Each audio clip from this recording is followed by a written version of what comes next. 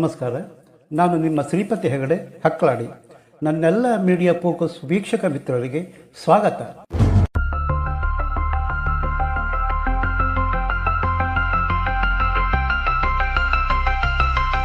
ಸತ್ಯ ಅದೆಷ್ಟು ದಿನ ಮುಚ್ಚಿಡೋಕ್ಕಾಗತ್ತೆ?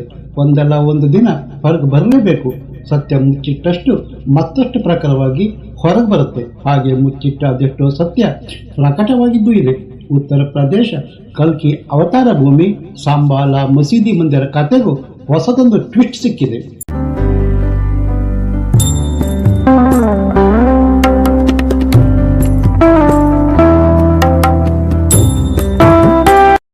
ಕಟ್ಟರ್ ಜಾತಿವಾದಿ ಸಂಸದ ಓವೈಸಿ ಸಂಬಾಲದಲ್ಲಿರೋದು ಮಸೀದಿ, ತಂಟೆಗೆ ಬಂದರೆ ಸುಮ್ಮನಿರೋರಲ್ಲ ಎಂದು ಧಮಕಿ ಹಾಕಿದರೆ, ಕಾಂಗ್ರೆಸ್ ರಾಷ್ಟ್ರೀಯ ಅಧ್ಯಕ್ಷ ಮಲ್ಲಿಕಾರ್ಜುನ ಖರ್ಗೆ ಬಾಂಧವರ ಪರ ವಕಾಲತ್ತು ವಹಿಸಿ ಮಾತನಾಡಿದರೆ, ಇನ್ನು ವಿರೋಧ ಪಕ್ಷ ನಾಯಕ ರಾಹುಲ್ ಗಾಂಧಿ ಇತ್ತೀಚೆಗೆ ಸಂಸದರಾಗಿ ಆಯ್ಕೆಯಾದ ಪ್ರಿಯಾಂಕಾ ವಾದ್ರಾ ಬ್ರದರ್ ಕಷ್ಟ ಸುಖ ವಿಚಾರಿಸೋದಕ್ಕೆ ಸಂಬಾಲ ಟೂರಿಗೆ ಹೊರಟು ಸುಂಕವಿಲ್ಲದೆ ಹಿಂದಕ್ಕೆ ಬಂದರು.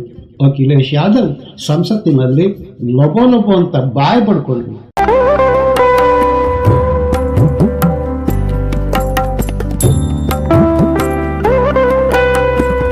ಆದರೆ ಅದೇ ಸಂಬಾಲ ಮಸೀದಿ ಬಳಿ ದೇವಸ್ಥಾನ ಪತ್ತೆ ಆಗಿದೆಯಲ್ಲ, ಈಗೇನಂತಾರೆ? ಅಚ್ಚರಿಯನ್ನು ಗೊತ್ತಾ? ಹೋಗಿದ್ದು ವಿದ್ಯುತ್ ಕಳ್ಳರ ಪತ್ತೆಗೆ. ಪತ್ತೆಯಾಗಿದ್ದು ಶಿವ ಆಂಜನೇಯ ಮೂರ್ತಿ. ಬಾವಿಯಲ್ಲಿ ವಿಗ್ರಹ ಪತ್ತೆ ಆಯ್ತಲ್ಲ, ಅದು ಏನು ಸೂಚಿಸುತ್ತೆ? ಮುಸ್ಲಿಂ ದಾಳಿಕೋರರು ಹಿಂದೂ ಮಂದಿರ ಹಾಳು ಮಾಡಿ ಮಸೀದಿ ಕಟ್ಟಿದ್ರು ಎನ್ನೋದಕ್ಕೆ ಇದಕ್ಕಿಂತ ಬೇರೆ ಸಾಕ್ಷಿ ಬೇಕಾ? ಇನ್ನು ಮಸೀದಿ ಮಂದಿರ ತಗಾದೆ ತರಬೇಡಿ, ಮುಂದಿನ ಆದೇಶ ಬರೋ ತನಕ ಎಲ್ಲವೂ ಯಥಾಸ್ಥಿತಿಯಲ್ಲಿರಲಿ ಎಂದು ಹೈಕೋರ್ಟ್ ಪರವಾನು ಹೊರಡಿಸಿದೆ. ಪ್ರಬುದ್ಧಿಗಳು ಕಾಳೆದು ಹೋಗಿದ್ದಾರೆ. ಗೆಳೆಯರೇ, ಸಂಬಾಲದಲ್ಲಿ ನಡೆದ ಹೊಸ ಬೆಳವಣಿಗೆ ಏನು? ಅಲ್ಲಿ ಏನಾಗ್ತಾ ಇದೆ? ಮಂದಿರ ಬಾವಿ ಪತ್ತೆ ಹೇಗಾಯಿತು ನೋಡೋಣ ಬನ್ನಿ.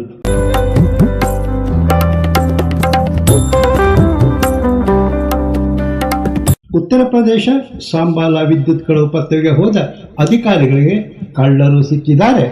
400 ವರ್ಷ ಹಳೆ ಶಿವ ದೇವಾಲಯವೂ ಪತ್ತೆಯಾಗಿದೆ. ಅಷ್ಟೇ ಅಲ್ಲ ರೀ, ದೇವಸ್ಥಾನಕ್ಕೆ ಸಂಬಂಧಿಸಿದ ಬಾವಿ, ಅದರೊಳಗೆ ವಿಗ್ರಹ ಸಿಕ್ಕಿದೆ. ಶಿವಲಿಂಗ ಮತ್ತು ಹನುಮಾನ್ ವಿಗ್ರಹ ಪತ್ತೆ ನಂತರ ದೇವಸ್ಥಾನ ಅಕ್ರಮ ಒತ್ತುವರಿ, ಪೊಲೀಸರು ಬುಲ್ಡೋಜರ್ ಬಳಸಿ ತೆರವು ಮಾಡ್ತಿದ್ದಾರೆ. ದೇವರಿಗೆ ಭಕ್ತರು ಭರ್ಜರಿ ಪೂಜೆ ಸಲ್ಲಿಸುತ್ತಿದ್ದಾರೆ.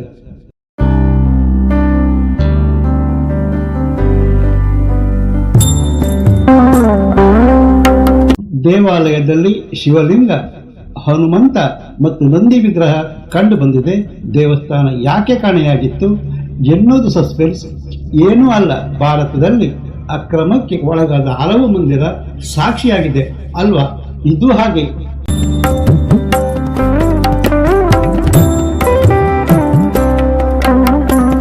1978 ಅಂದರೆ ಸರಿಸುಮಾರು 46 ವರ್ಷದ ಹಿಂದೆ ನಡೆದ ಒಂದು ಘಟನೆ ನಂತರ ದೇವಸ್ಥಾನ ಬಾಗಿಲೇ ತೆಗೆದಿಲ್ಲ.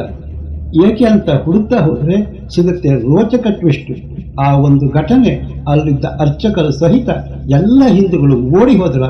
ಅದೇ ಕಾಶ್ಮೀರಿ ಪಂಡಿತರ ಓಡಿಸಿದ್ರಲ್ಲ, ಹಾಗೆ ಸಂಬಾಲದಲ್ಲಿ 77% ಮುಸ್ಲಿಂ ಜನಸಂಖ್ಯೆ ಇದೆ. ಒಂದೊಮ್ಮೆ ವಿದ್ಯುತ್ ಕಳ್ಳತನ ನಡೆದೇ ಹೋಗಿದ್ರೆ ದೇವಸ್ಥಾನ ಪತ್ತನೆ ಆಗ್ತಿರ್ಲಿಲ್ವಾ? ಭಾರಿ ಪೊಲೀಸ್ ಬಂದೋಬಸ್ತ್ನಲ್ಲಿ ಒತ್ತುವರಿ ತೆರವಿಗೆ bulldozer ಬಳಸಿದರೂ ಅಚ್ಚರಿಯಲ್ಲ. Uttar Pradesh trade mark bulldozer ಬಾಬಾ ಅಲ್ವಾ?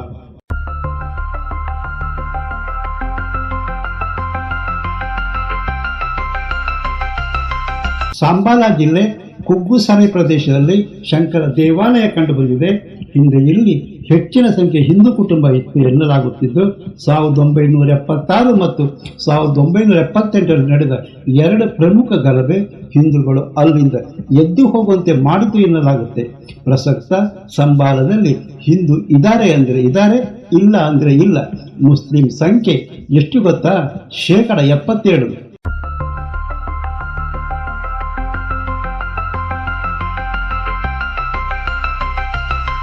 ಒಂದು ಮೂಲದ ಪ್ರಕಾರ 1976ರಲ್ಲಿ ಸಂಬಾಲ ಜಮಾ ಮಸೀದಿ ಇಮಾಮ್ ಮೊಹಮ್ಮದ್ ಹುಸೇನ್ ಎಂಬುವರ ಪ್ರೇಮ್ಚಂದ್ ಅವರ ಮಾಬ್ ವಯಲೆನ್ಸ್ ಇನ್ ಇಂಡಿಯಾ ಪುಸ್ತಕ ಹಿಂದೂ ಉದ್ರಿಕ್ತ ಗುಂಪು ಹತ್ಯೆ ಮಾಡಿತು ಎಂದು ಹೇಳುತ್ತೆ.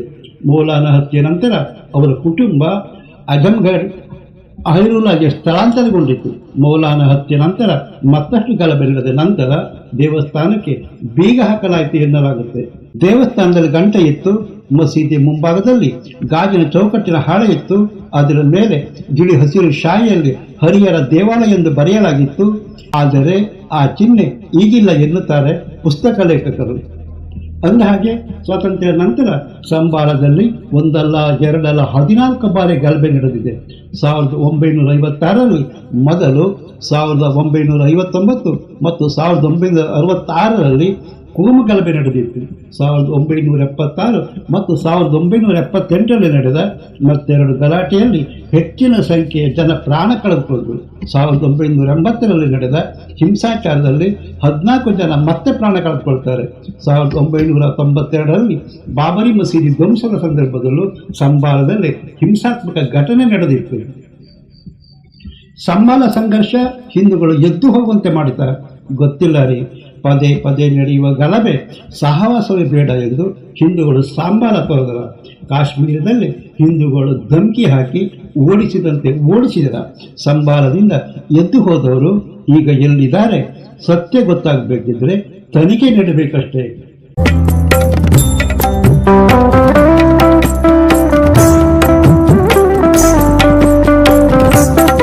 ಗೆಳೆಯರೆ, ಅಯೋಧ್ಯ, ಮಥುರಾ, ಕಾಶಿ, ಜ್ಞಾನವಾಪಿ ಹೀಗೆ ಹಲವು ದೇವಸ್ಥಾನಗಳ ಕಥೆಯು ಸಂಬಾಲ, ಹರಿಹರ ಮಂದಿರಕ್ಕಿಂತ ಹೊರತಾಗಿಲ್ವೇನೋ ಅಲ್ವಾ? ಸ್ನೇಹಿತರೆ, ನೀವಿನ್ನು media focus YouTube channel subscribe ಮಾಡಿರದಿದ್ದರೆ ತಕ್ಷಣ ಸಬ್ಸ್ಕ್ರೈಬ್ ಮಾಡಿ, ಲೈಕ್ ಮಾಡಿ, ಅಭಿಪ್ರಾಯ ತಿಳಿಸಿ. ಮತ್ತೊಂದು ಹೊಸ ವಿಷಯದೊಟ್ಟಿಗೆ ನಿಮ್ಮ ಮುಂದೆ ಬರುತ್ತೇನೆ. ಅಲ್ಲಿಯ ತನಕ ನಮಸ್ಕಾರ. ಜೈ ಕರ್ನಾಟಕ, ಜೈ ಹಿಂದ್.